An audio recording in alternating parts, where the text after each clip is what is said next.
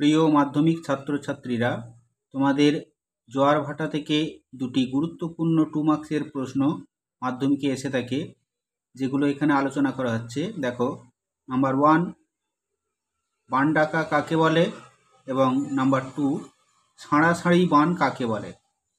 আমি এখানে নোটস ভিত্তিক আলোচনা করব। চলে আসছি প্রথমে বান ডাকা কাকে বলে। ভরা কোটালের সময় সমুদ্রের জল নদীর মোহনা দিয়ে প্রবল বেগে জলোচ্ছ্বাস ঘটিয়ে উল্টো খাতে অর্থাৎ উল্টো দিকে প্রবেশ করে, একে বান ডাকা বলে। উদাহরণস্বরূপ বলা যায়, পশ্চিমবঙ্গের হুগলি নদীতে এই বান ডাকা দেখা যায়। দেখো, এখানে আমি একটা ছবি এঁকেছি। এই ছবিতে দেখানো হয়েছে যে এটা হচ্ছে সমুদ্র এবং এটা হচ্ছে নদী।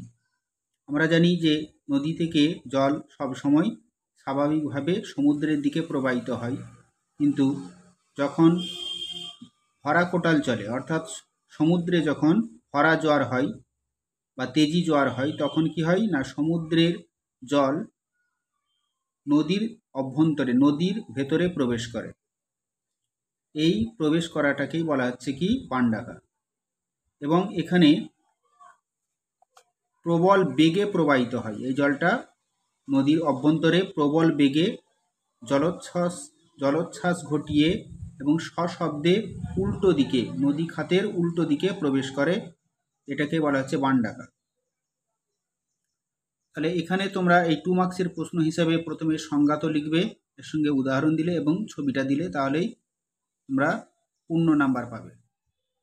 এরপর আসছি সাঁড়াসাঁড়ি বান কাকে বলে। দেখো, বর্ষা ঋতুতে স্বাভাবিকের তুলনায় জল বেশি থাকে।